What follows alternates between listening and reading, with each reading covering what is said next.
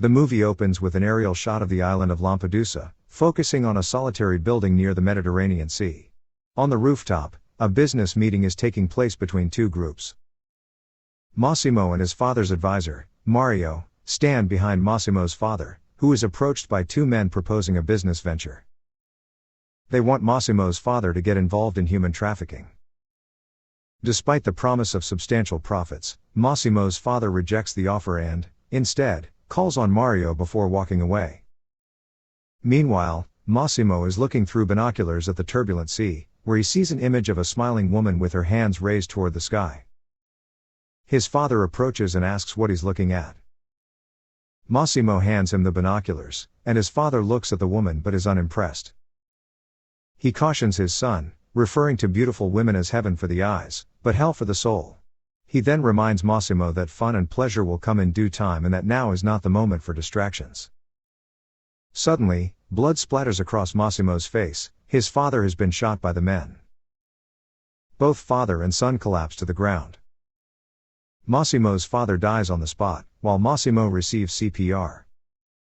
5 years later, Massimo is in San Francisco on family business. During a meeting with top executives, Massimo is informed that only 12% of his family's assets have been recovered.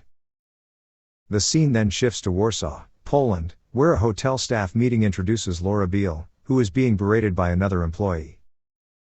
Back in San Francisco, Massimo demands a refund with 10% interest during his meeting. When the top investor claims it's impossible, several guards enter the room. Massimo asserts his dominance by threatening the board members, boasting that he'll buy the company and fire everyone once he's done. After the meeting in Warsaw and San Francisco, Laura Beale and Massimo get into separate cars in their respective cities. Laura takes a seductive video of her cleavage in the taxi, while Massimo receives a provocative video from Anna, which he stops watching halfway through. Laura arrives home to find her boyfriend, Martin, working on his laptop. She kisses him, but he brushes her off, saying he needs to finish his work. He also reminds her they have a flight to catch in the morning and suggests she get some rest. Disappointed, Laura walks away. Massimo flies back to Italy on a private plane with Mario, where he learns that a container of cocaine has been hijacked.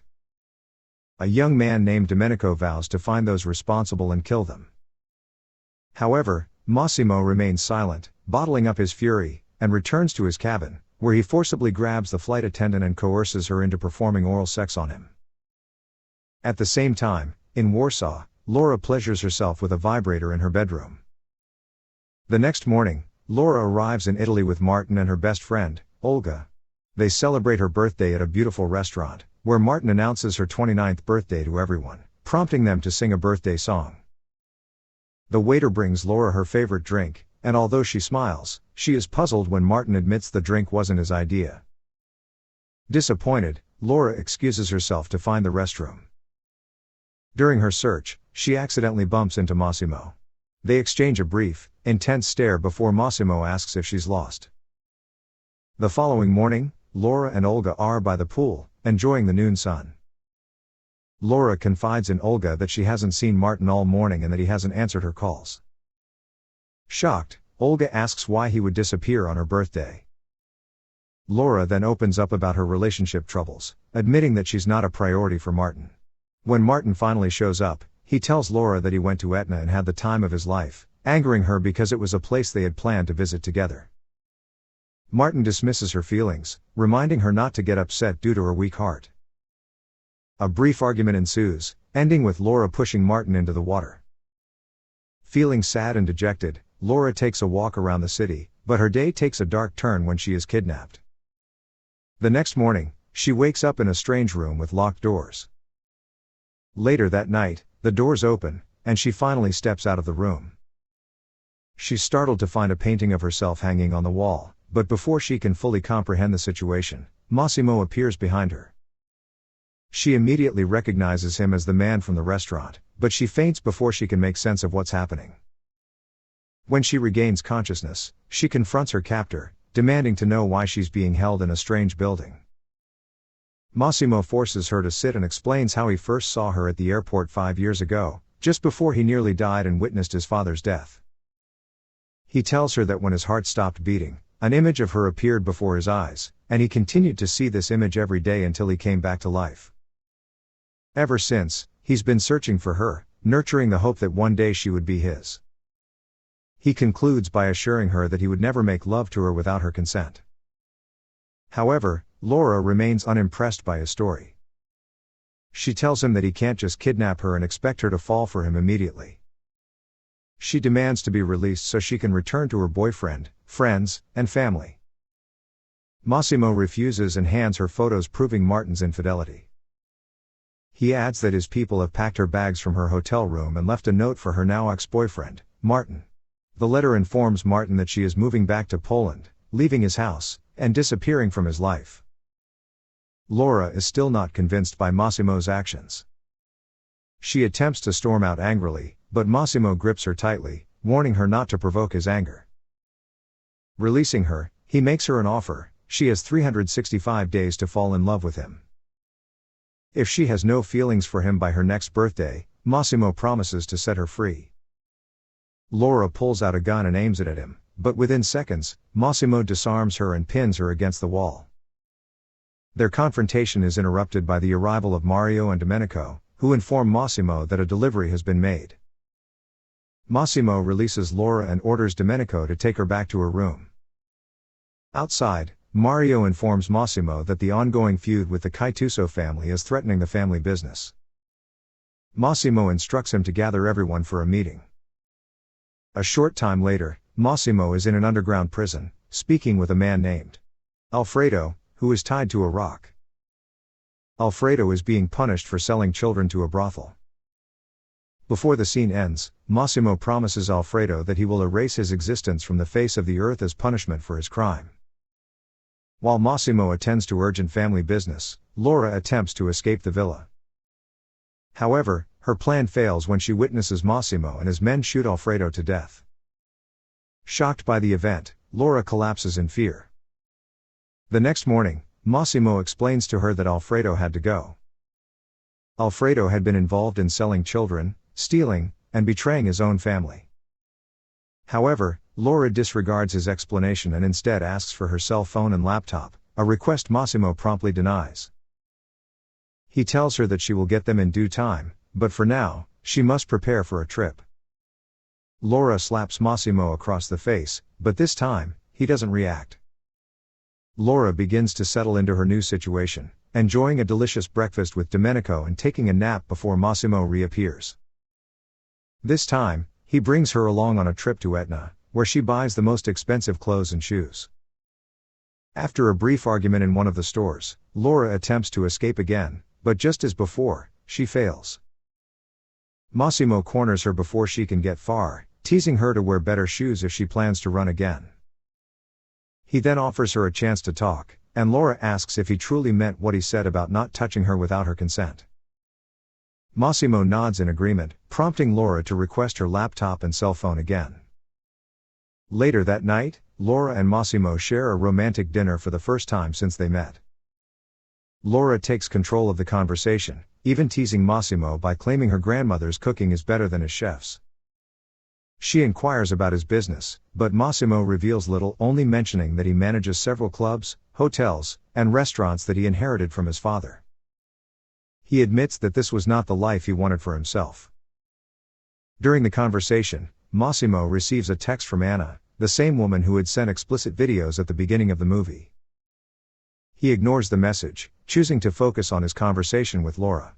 After dinner, Laura is finally given her phone and laptop.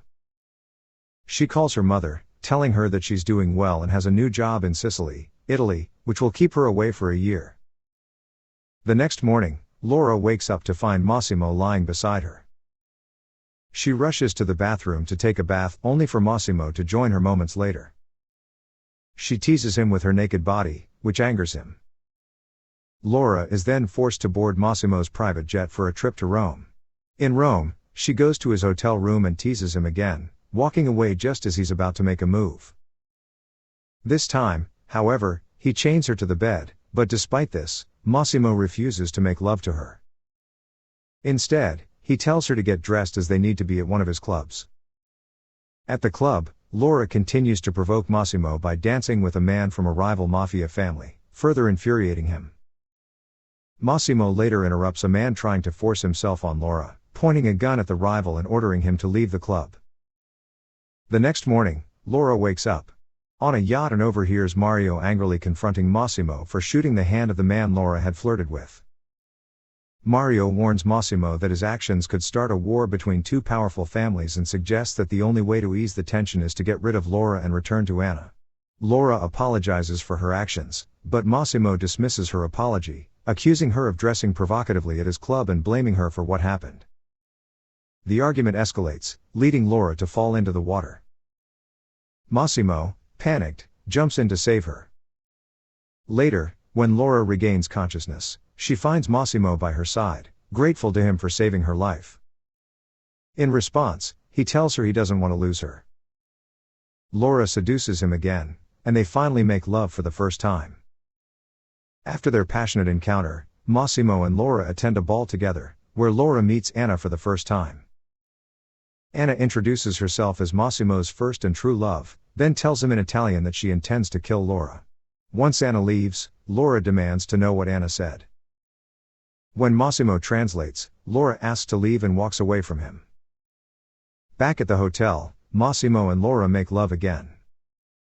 However, after they finish, Massimo tells Laura that he's sending her back to Warsaw to visit her loved ones, promising to join her as soon as possible. Just before leaving, he tells her for the first time that he loves her. On the drive to the airport, Domenico reassures Laura that Anna isn't a threat. However, a sudden phone call causes Domenico to stop the car and rush away, instructing a confused Laura to wait. Once in Warsaw, Laura reconnects with her best friend, Olga. Angry and concerned, Olga reveals she thought Laura had been kidnapped. Laura confirms this but admits that she's fallen in love with her captor. Laura is frustrated by the fact that Massimo's family keeps her in the dark. She resents being treated like a doll and is frustrated that she was sent to Poland without any clear reason. Olga, angered by the situation, advises her to step back. Despite this, the girls decide to enjoy a day at the spa and a night at the club. Laura, however, remains distracted, waiting for Massimo to make contact. At the club, she runs into Martin, who claims he has been searching for her for a long time. He apologizes and confesses that he is still in love with her.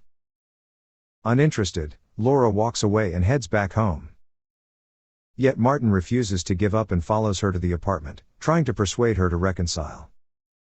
Despite Laura's firm refusal, Martin insists on staying, but when Massimo's deep voice intervenes, Martin finally leaves. Laura is initially angry with Massimo for disappearing for so long, but her anger quickly turns to passion the moment he embraces her. They make love, and as Laura opens his shirt, she notices he has been wounded. Massimo assures her that the situation has been resolved. Laura then confesses that she doesn't need 365 days because she has already fallen in love with him. The next morning, Massimo proposes to Laura, and she happily agrees to marry him. They proceed to meet her parents, but before they do, Laura advises Massimo not to reveal his true occupation. Laura and Massimo travel back to Italy, where she confides in her fiancé that she isn't feeling well. Massimo urges her to see a doctor, but she changes the subject and instead asks if she can invite Olga to their wedding, as her family won't be able to attend because she doesn't want them to know about Massimo's lifestyle. Olga arrives and discovers that Laura is pregnant. Rather than celebrating, Olga is upset that Laura would get pregnant after being with Massimo for only 2 months. After calming down, Olga encourages Laura to tell Massimo about the pregnancy. Laura agrees and calls her fiancé, asking if they can discuss it over dinner. Meanwhile, Mario receives a call warning him that Laura's life is in danger. At the same time, Laura's car enters a tunnel, and her call with Massimo is abruptly cut off. Mario rushes to inform Massimo of the danger. As Mario arrives, Massimo breaks down in tears, realizing the gravity of the situation. At the entrance of the tunnel, Laura's car fails to emerge, and instead, a police car blocks the way.